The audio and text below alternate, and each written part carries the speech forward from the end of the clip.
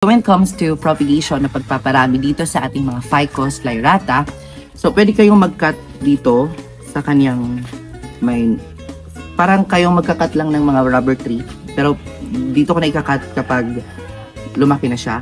So pwede kayong maggamit ng Marcot method, yung nilalagyan ng cellophane at saka may soil, tapos i-ano mo lang, ika-cut mo.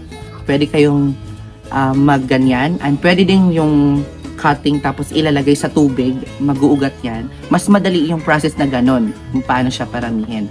So, para sa akin, mas madali yung tubig talaga, ilalagay sa tubig para mag-ugat. At itanim nyo na lang sa pot kapag maging stable na ang kanyang roots.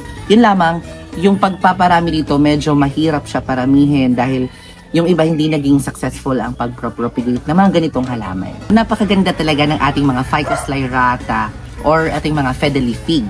So, hindi ko alam kung bakit siya tinawag na fiddle fig. Siguro sa kanyang dahon na parang fiddle siya tignan, di ba?